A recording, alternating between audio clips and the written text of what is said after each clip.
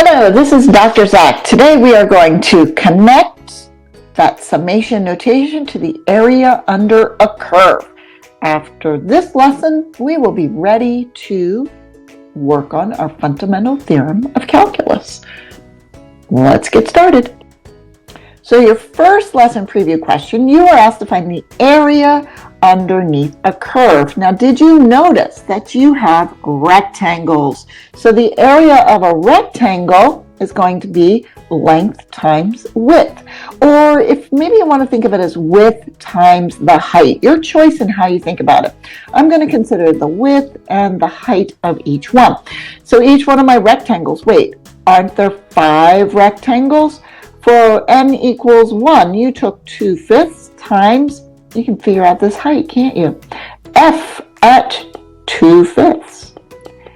Then for the next one, you did another width, which was 2/5 times f at 4/5. Wait, that was n equals 2.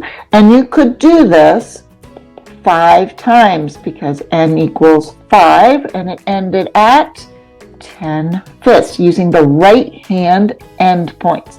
Now, what's important here is that you notice a couple of things. Did you notice that you are using that function notation? Did you notice that you have a constant that could be factored out, that n went to 5? So this could be written in summation notation if you wanted to. You could do I equals 1 to 5. 2/5 is a constant that's being multiplied by f at some value. And that value is what's going to change each time. Now, for the next question, you were working on left endpoints. Same idea though, but you're using different values for the area of your rectangle. So 2/5 again for the first rectangle, multiplied by f at 0, plus 2/5 again, multiplied by f at 2/5. But then, as you ended, you actually ended at 8/5, so it's 2/5 times f at 8/5. You should have come up with some values for your answers for these questions. Did you notice that the area estimate for your left endpoint in this problem was bigger than the area estimate for the right endpoints in your previous problem? I believe that has a lot to do with concavity. So let's continue. So the next several problems, I'm asking you to draw these rectangles. I'm going to help you draw them, make certain that you know what the right-hand endpoints are going to be. If I'm starting at 0 and heading towards 4, and I want how many rectangles? 4 rectangles. We're going to divvy this up to be equal amounts. Wait, wouldn't that be 4 minus 0 divided by 4?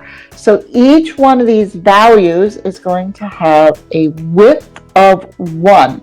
Now, since I want right-hand endpoints, the right-hand rectangle, oh no, these rectangles are larger areas, aren't they?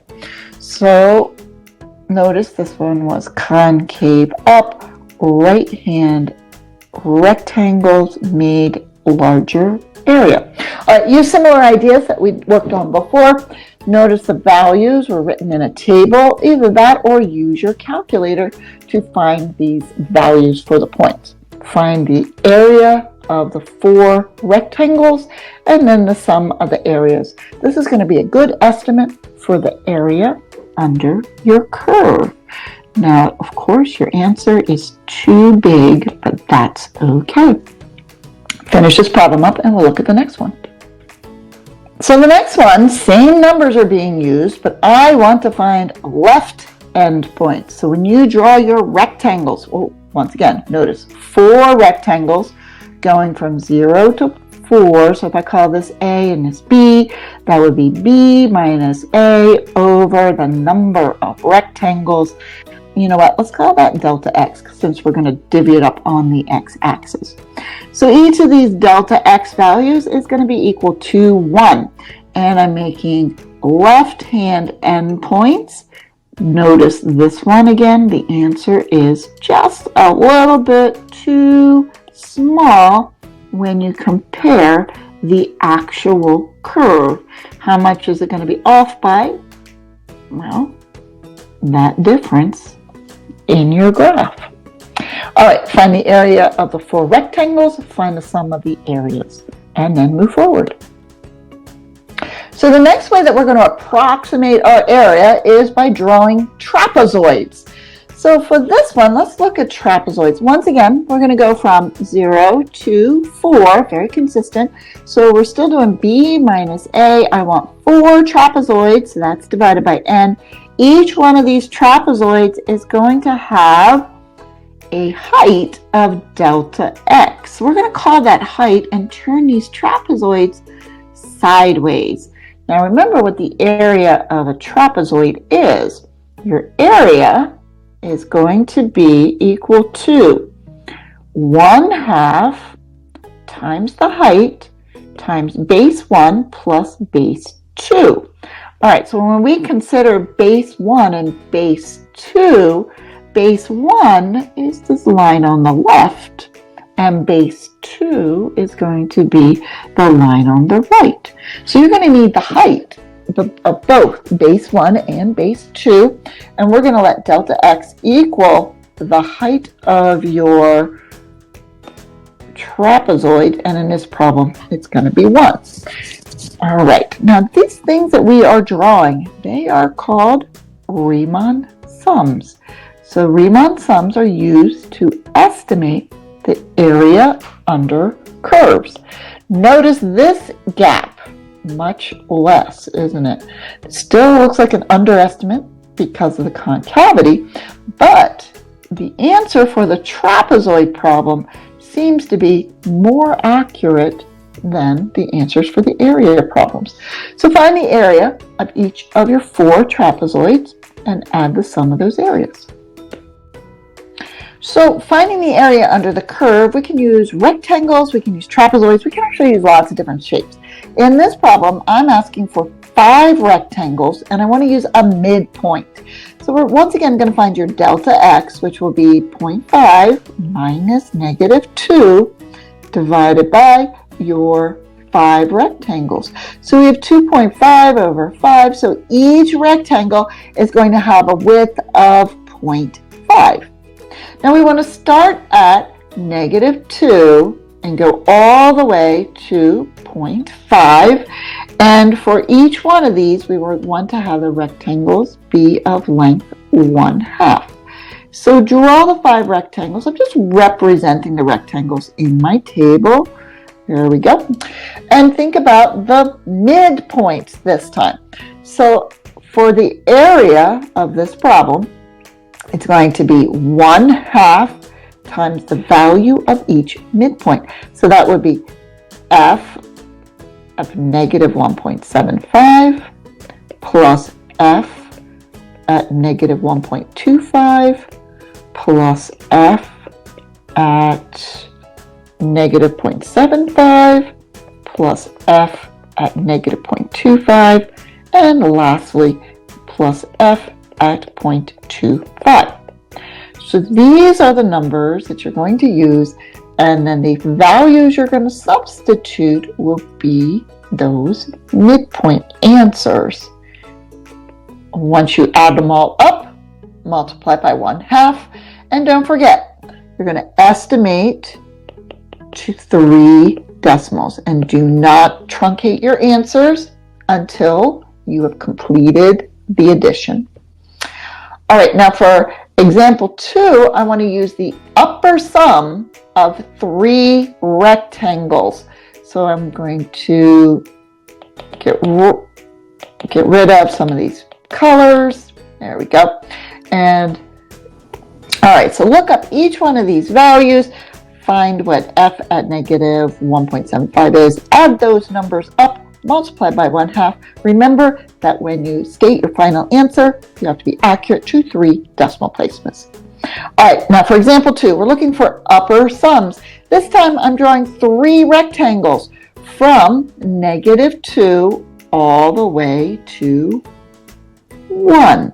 So I'm only allowed 3 rectangles. My delta x is 1 minus -2 divided by 3, which is 1. How highly convenient. So I want to only think about -2, -1, 0, and 1 as I write my upper sums. So upper sums, we will then look at the values on these intervals to write them. So we will have area is approximately equal to, these should be approximates, 1 for my delta x. Now look at it. Of the two numbers that I have circled, which one's larger? You're going to write your 15.8. The next two, looking at these next two numbers, you're going to use plus 5.25. So the upper sums are using the larger values of those two given options.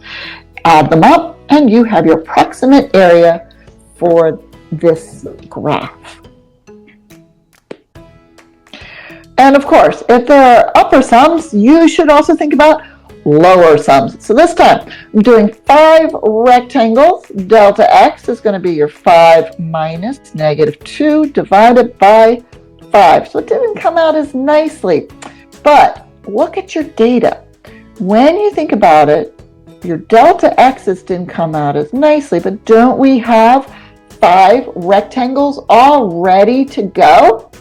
So with that in mind, your area is going to be approximately equal to, you don't have a set delta x. You're going to have to multiply by the difference in each one as you look at your problem. So -1.2 plus 2, this is the first delta x. We'll call that delta x sub I, or 1, since we know how many we have, multiplied by the lower of the two numbers, 4.89, plus, well, the next one is going to be -0.7 plus 1.2 times the lower of those two sums, the 7.28. Plus, now how many times are we going to do this? 5 times. Why is it 5 times? Because you have 5 different rectangles. Remember to keep using the lower number for each one. The next one's going to be 1.3 minus 0 multiplied by your 1.286. And then for the last one, you would have the difference between 5 and 1.3 multiplied by the lower value. And add these all up, and you have approximated the area using lower sums. So, in general, you have some rectangles, and these rectangles are you're going to find the area of each of these rectangles. Notice we can use subscripts for that. So area under the curve is approximately equal to, and there's that summation notation. Trapezoids, you're going to use individual trapezoids, and the area is going to be the approximation of the sum. Other shapes that can be used are triangles, circles, and parabolas. Now, parabolas are used in BC Calc. You can estimate using right-hand endpoints, left-hand endpoints, midpoints, upper sums, lower sums, and this is very important. The widths can be equal in length, but they do not have to be. So when you're setting up your problems, make certain you follow directions and you will be just fine. For your last problem, you're asked to use a calculator to create a table of values. Now I wanted to make certain that you can make a table of values, so we have a nice little video here to help remind you how to do this. First, type in y1, the function that you're looking for. Once you have y1 substituted in, hit second and then table. And from second table, you can change the delta x to the size that you want. So in this particular problem, I did, for my delta x, 5 minus 0 divided by 4. After you do that, the next thing you will notice is that in your table, you will have all the values that you're looking for. Now remember, do not truncate these values. You write them down just as you see them, at least give 4, maybe even 5 decimals until you have the final answer. I want you to find right endpoints, lower sums, trapezoids. Then I want you to figure out, how does the number of rectangles affect the approximation for your area? And which estimation method is better? And perhaps you can figure out how concavity does affect your area. So you have a couple of practice problems that I want you to think about on page 263 to tie in together the geometric ideas between sigma notation and the fundamental theorem of calculus.